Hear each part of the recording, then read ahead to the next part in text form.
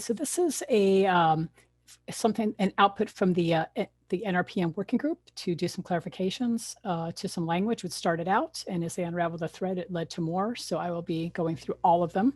Next slide, please. So the Shepherds, myself, and Gary Geeson. This is a very recent proposal from January. The draft policy, obviously, from February, and this is the first time being presented at an ARIN meeting. And again, it came from the AC's NRPM cleanup working group. Next slide. So the problem statement originated with the language in Section 8 about ASN-only transactions was not clear.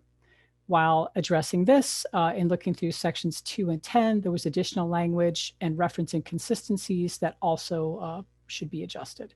Next slide. So this is adding a definition for ASN in Section 2. You can see ASN, unique identifier, which represents a collection of network resources operated under a common routing policy administration known as an autonomous system. So there is no definition currently. This is to add a definition in Section 2. Next slide. And I'll go through these. The second part is the bold is the things that are new. So I just wanted to distinguish between the two. So there's a bunch of these slides kind of grouped under 7 things. So if we replace this on the top, the replacement, the bold is transfer under Section 2, just to clarify some wording, and the transfer. Next slide.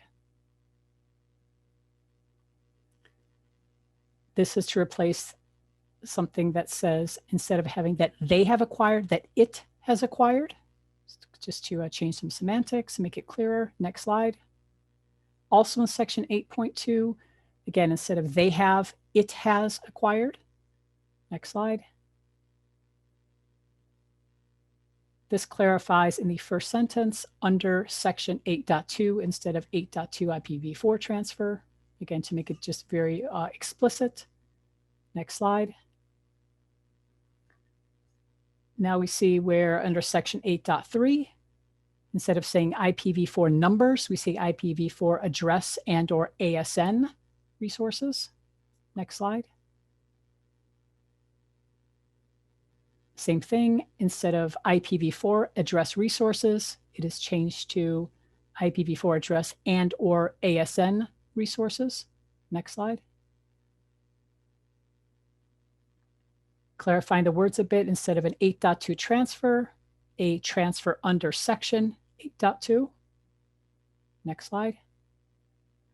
In Section 8.4, again, instead of IPv4 number resources, addresses and or ASN resources. Next slide. And again, adding and or ASN resources after IPv4. Next slide. Also in Section 8.4, replacing number resources with addresses. Next slide. Purely grammatical, a space between Section 4.4. Next slide. Section 8.5.6, adding IPv4 space in that sentence. Next slide. Section 8.5.7, we add the requirements in sections 8.5.5 and 8.5.6. Next slide. Adding section 8.5.7, make that a little more clear. Next slide. And in section 10.3, again, adding allocation of ASNs, since that was defined presumably above in section 2, take out the autonomous system numbers and just replace it with the acronym ASNs. Next slide. So some notes posted to PPML March 9th, only got 1 comment on this. No concerns have been raised on the list. Next slide. So questions, do the clarifications make sense? And next slide. So we'll open the microphone. So thank you, Anita, for this and the AC's work on it. A lot of changes, and I would suggest that any comment related to the proposal is welcome, but it may be useful if you have small edits or suggestions that may be better to the PPML or the authors, since this is more editorial and more just if we could focus the discussion on the problem statement, and if just generally these changes at a high level. But if there is something that's just burning, or especially if a change is fundamentally changing the text, we can obviously raise that. So with that in mind, let's go to our Q&A. Let's go to our first Q&A. Okay, and I apologize if I bruised your name, but Omo Akintoye from Amazon Web Services. I support this policy. Okay, and let's go to our first microphone with Kevin. And So Kevin, you should name, be able to unmute yourself now. name and Thank you. affiliation, whether or not you support or against the problem statement. Kevin Bloomberg, The Wire. I support the problem statement. I support almost all of the text. It was a great cleanup, except for section 10. Even a modest and minor change to global policy in section 10 potentially could require clarification as a global policy change. As such, I don't believe that making a change to that section is both going to be timely or necessarily benefit. If it is an editorial change, I would recommend leaving that one part out to allow this to go through faster. Can I just ask if maybe a good outcome of this is to ask the AC shepherds to reach out to the ASO AC and just run the change through that and get the feedback of the ASO and potentially get that feedback, and that I think would be very useful feedback. Would that be process correct, Kevin or John? Yeah, that's fine, Paul. Okay. All right. Thank you, Kevin. That's a good raise. You know, if global policy is always fun. I think I saw Kathy Aronson on earlier. She can tell tales of it. Okay, next Q&A, please.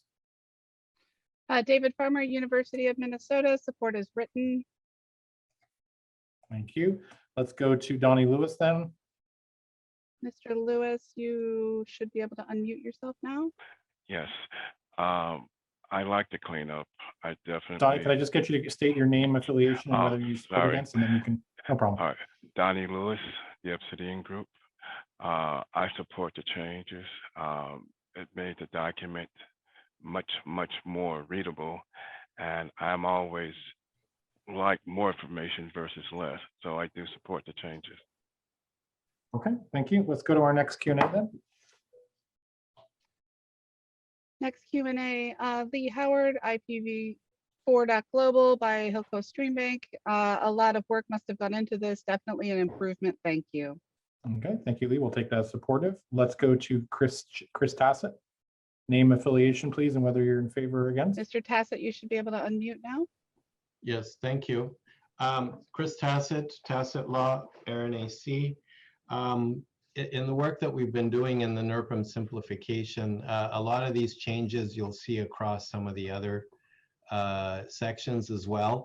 In terms of the one issue I wanted to address, which is the section 10 issue that Kevin raised, if this is going to hold it up, then I think you know, the AC ought to consider either splitting it out into a separate policy or abandoning it if it's not worth the lift of trying to get harmonization across regions, if that is indeed necessary at the end of the day.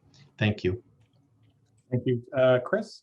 For that, let's go to our next Q&A and ask people to start approaching mics, or again, using the queue trick. So if you can get in queue now, because we are out of hands and we only have 2 more comments. So we will be closing shortly. Please get in queue.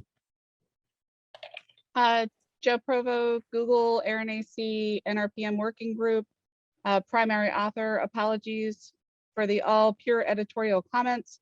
It was initially believed that this could be able to be executed as editorial, but since there was confusion over purely ASN transfers, it worked its way through the policy, support with or without section 10 adjustment. Thank you for that. As we have no one left with their hands up, we'll close that queue. And please type the word queue if you plan to put something in the Q&A. At the end of this next one, that queue will be closed, and we are going to try and be more firm on that. So go ahead with our next comment. John O'Brien, University of Pennsylvania. I support this problem statement and am generally supportive of the proposed solutions. Is there an intended distinction between IPv4 address resource and IPv4 space? That's a great question. Anita, did you have a comment on that, or? I don't. I want to make sure I give the best answer. So I will. It would be helpful if you want to post it on PPML, so I can make sure I give you a thorough answer. That's not just my opinion at the moment. Yeah, John, if you wouldn't mind putting on your PPML or just sending it to the Shepherd directly, if you'd rather just do that way, they would obviously, if there's clarity they've overlooked, they're happy to take that on. Okay, seeing no one else in queue, we will take our last and final comment. So over to Frank Bulk, please. Frank Bulk, FiberNet and Premier Communications. I support the recommended changes as written. I appreciate and support Kevin and Chris' point about possibly splitting out the global policy in section 10 as to more speedily adopt the other changes. Okay. Thank you very much for that. And thank you very much for that policy proposal. Thank you for their presentation, Anita. We are going to move on to our next one. I would just like to say there's a few people for whatever reason that are putting up and down their hand consistently, and we obviously see that. It's causing some confusion here. So if we see it, we're going to assume that the person is not looking to be identified as having some other technical challenge. If you are having a technical challenge, please reach out to staff at info@arin.net. We don't know if it's a Zoom issue or not, but we are seeing the hand go up and down, and we don't know what that means. So we're going to take it as it's a technical issue. Please keep your hand up and remain that way if you require it. John, over to you.